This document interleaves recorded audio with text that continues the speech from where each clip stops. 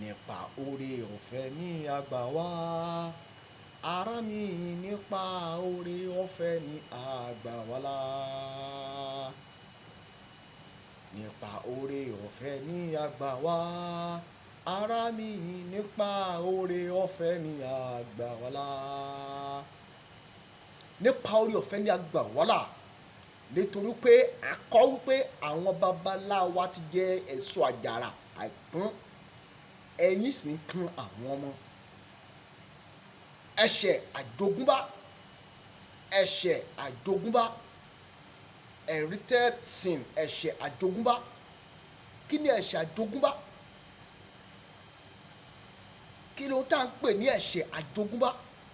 Iṣẹ́ wo ni ẹ̀ṣẹ̀ àjogúnbá ń ṣe nínú ayé ènìyàn? Kí ló tí ẹ̀ṣẹ̀ àjogúnbá ti fà sínú ayé onígbàgbọ́ ọmọ Ọlọ́run? Hallelujah, praise the Lord.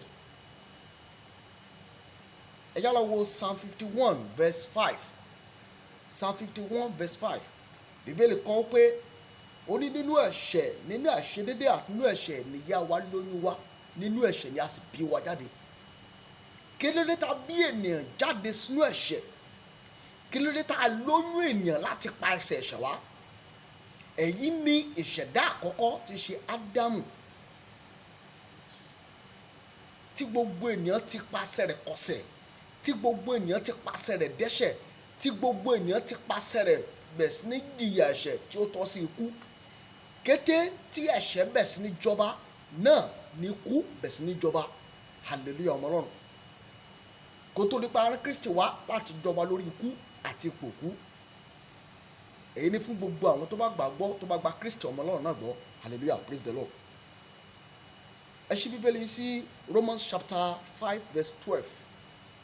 Ìwé Rome chapter 5 verse 12. Kí ló sọ?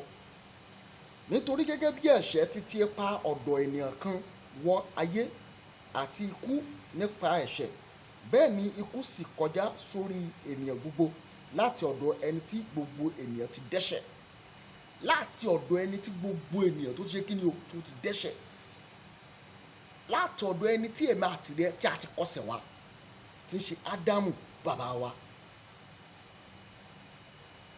Nítorí gẹ́gẹ́ bí ẹ̀ṣẹ̀ ti ti pa ọ̀dọ̀ ènìyàn kan wọ ayé àti ikú nípa ẹ̀ṣẹ̀, bẹ́ẹ̀ ni ikú sì kọjá sórí ilẹ̀ gbogbo. Ikú kọjá sórí ilẹ̀ gbogbo kété tí ènìyàn ti bẹ̀ sí ní dáwọ́ ẹ̀ bí ẹ̀ṣẹ̀, ni ikú ti kọjá sórí ilẹ̀ gbogbo. Ẹ rí, bàbá ti jẹ, àwọn babaláwa ti jẹ èso àjàrà, ẹ̀yin sì ń kan ọmọ. Èyí ni ó túmọ̀ sí pé àwọn baba wa láwa ti ṣẹ̀. Ẹ̀ṣẹ̀, fífa ẹ̀ṣẹ̀ wọn wọlé ayé ló ṣe fa ogun, ló ṣe fa ikú, ló ṣe fa ìpọ́njú tí ọ̀pọ̀lọpọ̀ wa ṣe kíni o, tí a là kọjá. Nítorí pé èyí kì í ṣe májẹ̀mú tí Ọlọ́run ní fún wa, ṣùgbọ́n kété tí ènìyàn ti wọnú ẹ̀ṣẹ̀ lọ, bẹ́ẹ̀ náà ni ìjìyà àti ikú àti ìpọ́njú ti wọnú ayé. Hallelujah, praise the Lord, ọmọ Ọlọ́run. Verse 13. Nítorí kí òfin kí ó tó dé, ní ẹ̀ṣẹ̀ ti wà ní ayé. Kí òfin kí ó tó dé, ká tó fi òfin lélẹ̀, ó ní ẹ̀ṣẹ̀ ti ṣe kíni o, ló ti jọba nílé ayé, tó ti wà ní ayé. Ṣùgbọ́n a kò ká ẹ̀ṣẹ̀ sí, hallelujah, lọ́rùn. A kò ká ẹ̀ṣẹ̀ sí ní lọ́rùn nígbà tí òfin kò sí. Nígbà tí kò sí òfin, a kò ká ẹ̀ṣẹ̀ sí ènìyàn lọ́rùn. Ṣùgbọ́n kété tí ènìyàn tó ti ṣe àìgbọ́ràn sí Ọlọ́run, náà ni ẹ̀ṣẹ̀ ti ń jọba, náà ni òfin ti ń dé.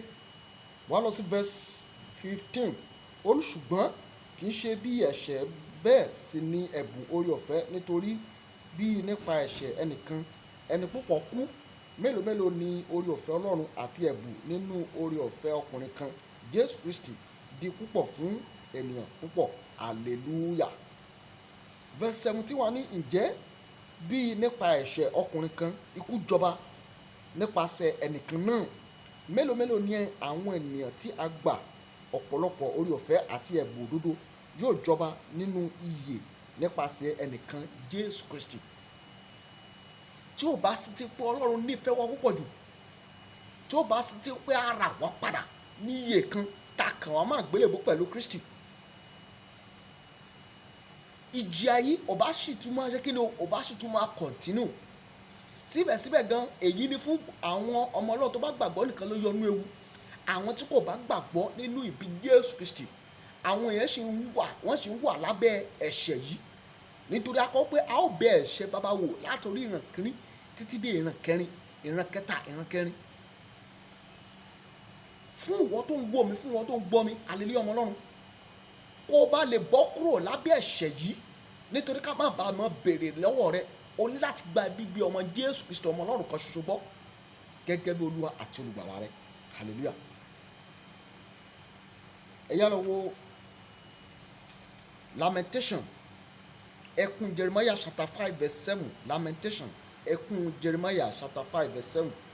Ó ní àwọn baba wa ti ṣẹ̀, àwọn kò sì kọ̀ ọ́ sí, àwa sì ń ru àìṣedéédé wọn. Àwọn babaláwa ti ṣẹ̀, àwọn babaláwa wọ́n ti ṣe kí ni o, wọ́n ti ṣẹ̀, wọ́n ti ṣe àìgbọ́ràn, wọ́n ti kọsẹ̀, wọ́n ti ṣubú, ṣùgbọ́n a kò kọ̀ ọ́ sí, àwa sì ń ru àìṣedéédé yìí. Orúkọ Jésù níbi tó wà sọ fún Ọlọ́run, Olúwa, gbogbo àìṣedéédé àti ẹ̀ṣẹ̀ èyí tí ń bẹ lórí mi, bẹ lórí àyànmọ́ mi, Olúwa lábẹ́ àánú rẹ lónìí fi ẹ̀jẹ̀ rẹ ká kúrò, fi ẹ̀jẹ̀ rẹ parẹ́. Nítorí pé bí ẹ̀ṣẹ̀ bá ń bẹ lórí ènìyàn, ẹ̀ṣẹ̀ àjogúnbá yìí bó bá ń bẹ lórí ènìyàn, ó máa ń ka ọwọ́ àánú àti ìṣeré àti ìṣológo lórí ènìyàn ni, ó máa ń ka kúrò. Bí ẹ̀ṣẹ̀ bá ń bẹ bí ẹ̀ṣẹ̀ àjogúnbá yìí bá ń bẹ lórí ènìyàn, kì í fààyè gba májẹ̀mú Ọlọ́run láti bú jáde, kì í fààyè gba oore ọ̀fẹ́ Ọlọ́run láti bú jáde, kì í fààyè gba àṣírí Ọlọ́run láti bú jáde. Nítorí pé ẹ̀ṣẹ̀ àjogúnbá yìí máa mú kí ènìyàn máa la ìṣòro tó pọ̀ àbí ìpọ́njú kọjá.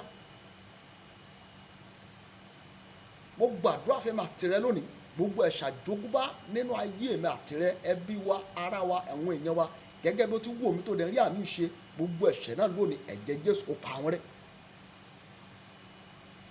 Kí ló ń tó ń fa ẹ̀ṣẹ̀ àjogúnbá yìí?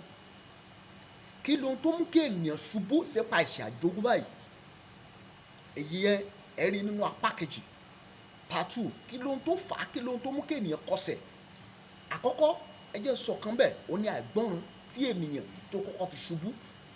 Gbogbo ẹ̀mí tí ẹ̀mí àti rẹ ti fi kọsẹ̀ nípa àìgbọ́ràn, gbogbo ẹ̀mí náà lónìí lórúkọ Jésù, ọba tó ra Ísírẹ́lì padà, lórúkọ Jésù ló ra ẹ̀mí àti rẹ padà. Lọ́wọ́ àìgbọ́ràn lórúkọ Jésù, a ò ní ṣubú sínú rẹ̀. Mo gbàdúrà fún ọ bó ti ń wò mí, lórúkọ Jésù, ọwọ́ agbára Ọlọ́run ti fọ̀nà ayé ẹ̀dá, lórúkọ Jésù kò fọ̀nà ayé rẹ. Bí o ti ń wò, ṣí ara rẹ̀, pè fún àwọn onígbàgbọ́ tó kù bíi tirẹ̀, jẹ́ káwọn náà ní ìyè àìnípẹ̀kun nípa ọ̀rọ̀ yìí. Lórúkọ Jésù bó ti ń ṣe, àwọn Ọlọ́run kó bú jáde nínú ayé rẹ̀, bẹ́ẹ̀ ló sì rí, kò ní ó kú padà. Jésù Olúwa wa, àmín, àmín, àmín, lórúkọ Jésù, hallelujah.